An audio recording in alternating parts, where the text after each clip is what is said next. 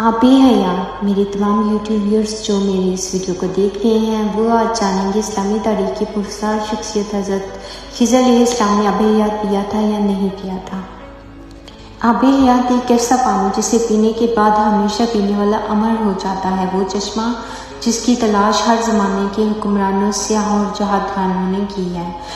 قدیم زمانے سے کئی محققین اور سیاحوں کا ماننا یہ ہے زمین پر کہیں نہ کہیں کسی مقام پر ایک ایسا چشمہ موجود ہے جس کے پانی میں جسم کی ہر بیماری دور کرنے کے ساتھ جسم کو عمر بڑھانے کی خاصیت موجود ہے۔ دنیا کی الگ الگ تہذیبوں اور علاقوں میں آب حیات کو فاؤنٹین آف یوتھ نامی اس چشمے کا ذکر ملتا ہے۔ آب حیات کے معنی آب بقا یا وہ امرت ہے جس کے متعلق یہ خاصیت بیان کی جاتی ہے جو اسے پیے گا یا اس میں وضو کرے گا اسے کبھی موت نہ آئے گی اور وہ شخص ہمیشہ جوان اور زندہ رہے گا۔ آب حیات کو آبشار، جھرنا یا جھیل یا کسی تالاب کی شکل میں تصور کیا جاتا ہے۔ شروع سے ہی دنیا میں کچھ ایسے طاقتور لوگ رہے ہیں جو کافی امیر اور طاقتور تھے۔ ان لوگوں کو ہمیشہ ہی زندگی کے ختم ہو جانے کا یا بوڑھا ہونے کا ڈر رہتا تھا۔ لوگوں نے زمانہ قدیم سے ہی اپنی بڑھتی ہوئی عمر کو روکنے اور اسے پیچھے لے جانے کے طریقوں کو کھوج کرنے کی کوشش کی ہے، جن تاریخ میں آب حیات کا سب سے پہلا ذکر قدیم یونان کے ہیروڈوٹس کی تحریروں میں ملتا ہے۔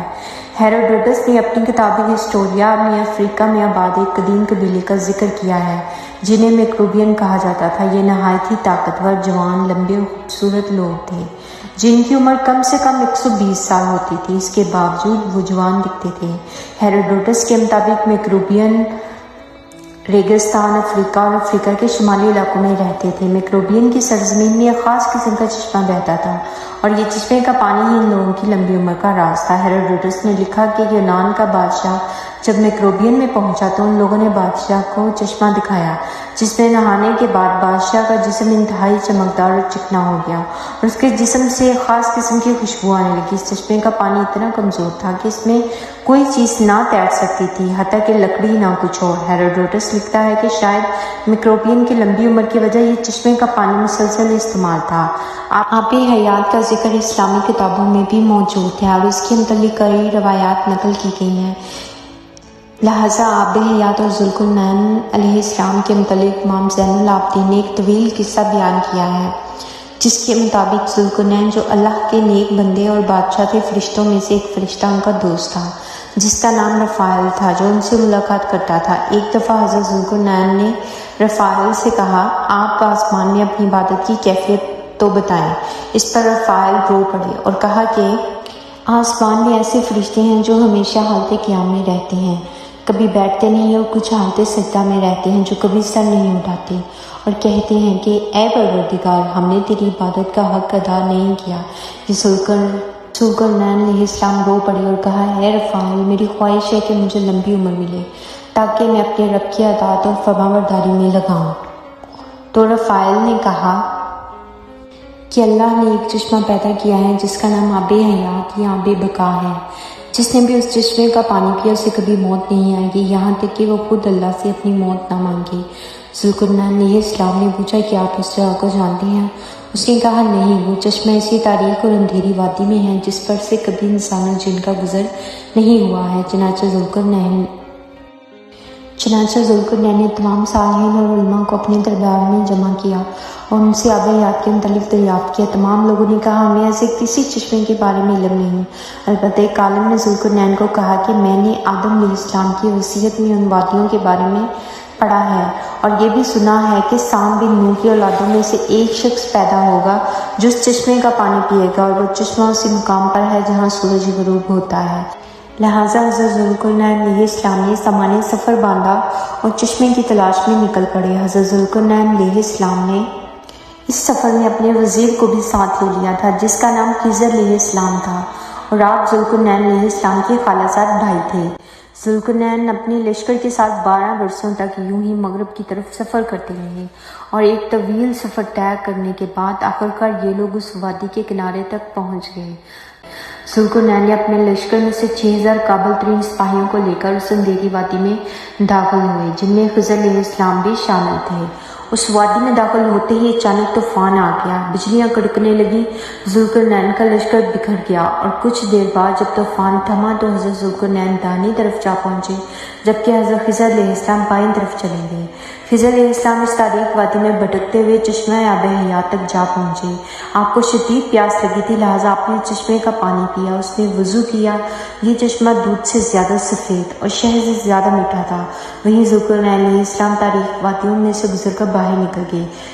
دی الیگزینڈر رومین اسلامی تصنیف میں لکھا گیا ہے، جو دنیا میں سب سے بڑی سلطنت قائم کرنے والے بادشاہ اسکندر اعظم کے سفر کے متعلق لکھی گئی ہے۔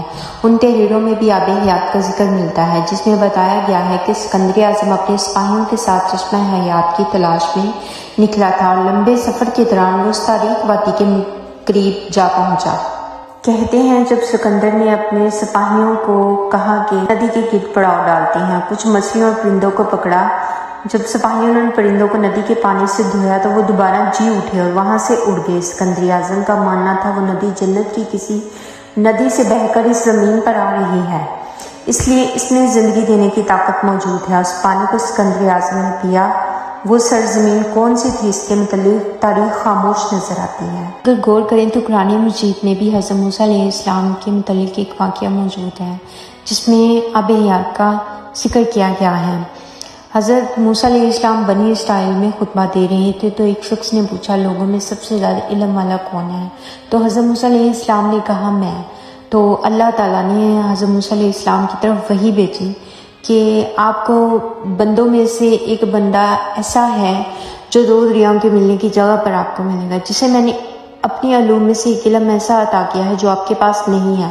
موسیٰ علیہ السلام نے ان سے ملنے کی خواہش کی تو اللہ تعالیٰ نے حکم دیا، اپنے ساتھ ایک مردار مچھلی لیجئے اور دو دریاؤں کے ملنے کی جگہ پر جائیے، اور جہاں وہ مچھلی گم ہو جائے آپ کی ملاقات اس بندے سے ہوگی۔